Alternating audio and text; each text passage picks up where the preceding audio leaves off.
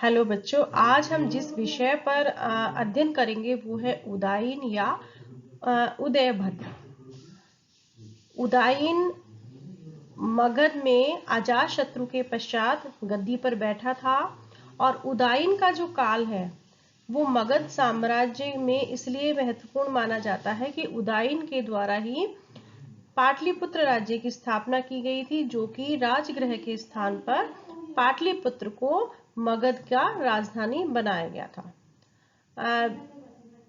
एक तरह से यह भी कहा जा सकता है कि हर्यक वंश के अंतर्गत उदायीन एक शक्तिशाली राजा था और उसके बाद उसके जो उत्तराधिकारी हुए वो बहुत ही कमजोर हुए और जिसके कारण शिशुनाग वंश के शिशुनाग ने जो अंतिम राजा हुए हर्यक वंश के नागदासक उसको पराजित करके या उसको हटाकर और शिशुनाग वंश के शासन स्थापित किया था। तो इस वीडियो लेक्चर में हम उदायीन पर अध्ययन करने का प्रयास करते हैं। तो हम बात करते हैं उदायीन की, जिसका जो शासन काल है वो 461 ईसा पूर्व से 445 ईसा पूर्व तक माना जाता है।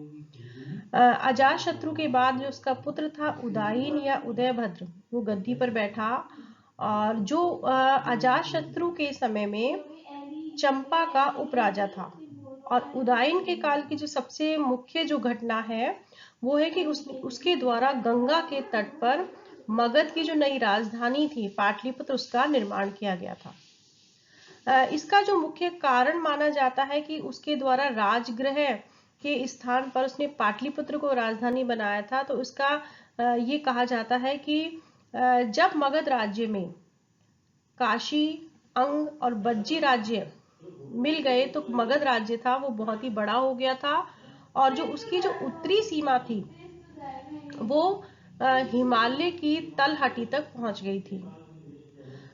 इसलिए राजधानी की दृष्टि से अब मगध की जो राजधानी था राजगृह वो उपयुक्त नहीं रहा, इसलिए राजगृह के स्थान पर पाटलिपुत्र को मगध की राजधानी बनाने का निश्चय किया गया।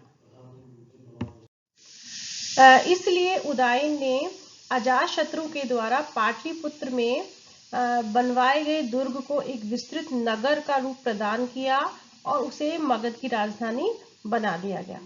और यह जो नगर था यह पाटलिपुत्र के नाम से विख्यात हुआ। विस्तृत मगध राज्य के केंद्र में होने के कारण भी जो पाटलिपुत्र है वो नई राजधानी के लिए भी उपयुक्त स्थान था। इसके अलावा गंगा और जो सोन नदियां थी उसके संगम पर यह स्थित था। इसके अलावा गंगा और सोन पर स्थित होने के कारण पाटलिपुत्र जो नगर था वो व्यापारिक और सामरिक दृष्टि से भी बहुत ही महत्वपूर्ण था। इसके अलावा अवंती राज्य के साथ जो मगध है उसकी प्रतिस्पर्धा चलती रहती थी और इससे बचाने के लिए भी या मगध को अवंती राज्य से सुरक्षित करने के लिए भी राजगृह के स्थान पर पाटलिपुत्र को मगध की नई राजधानी बनाया गया था। इसके अलावा इस समय तक वत्स जो राज्य था उसको अवंती के जो राजा थे पालक उसने अपने राज्य में मिला लिया था और अब अवंती राज्य की जो सीमाएं हैं वो उत्तर पूर्व में मगध से टकराने लग गई थी। मगध और अवंती के मध्य जो शक्ति संघर्ष हुआ वो अजातशत्रु के काल में ही उसकी संभावना बन गई थी, लेकिन उदाई के समय भी ये संघर्ष नहीं हो पाया। इसलिए यद्यपि मगध राज्य को सुरक्षित करने के लिए पाटलिपुत्र को मगध के द्वारा राजधानी अवश्य बना लिया गया था या उदाई ने मगध की राजधानी पाटलिपुत्र को बना दिया था। अगर हम धर्म की बात करें कि उदायीन किस धर्म को मानने वाला था, तो उदायीन जैन धर्म का अनुयायी था और उसने अपनी राजधानी के मध्य में एक जैन चैत्य गृह का निर्माण करवाया था। अब हम बात करते हैं कि उदायीन के उत्तराधिकारी कौन कौन थे या उसके बाद कौन मगध की गद्दी पर आरूढ़ हुआ।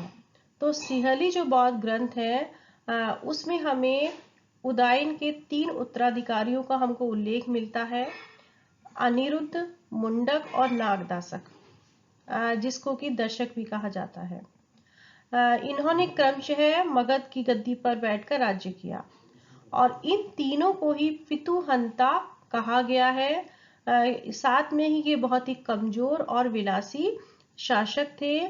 साथ में ही पितुहंता होने के कारण मगध के जो मंत्री हैं और जो नागरिक हैं, उन्होंने हर्यक वंश के जो अंतिम राजा थे नागदासक को सिंहासन से उतारा और उसके पूरे परिवार को मगध से निष्कासित कर दिया।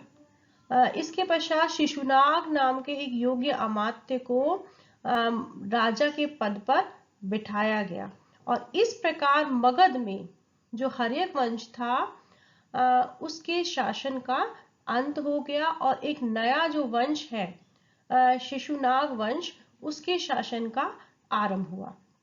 तो इस तरह से मगध का जो हर्यक वंश था उसमें बिंबिसार के द्वारा, अजातशत्रु और उदयन के द्वारा मगध की शक्ति का संचय किया गया या विस्तार किया गया और हर्यक वंश के पश्चात मगध में शिशुनाग वंश ने शासन आरंभ किया।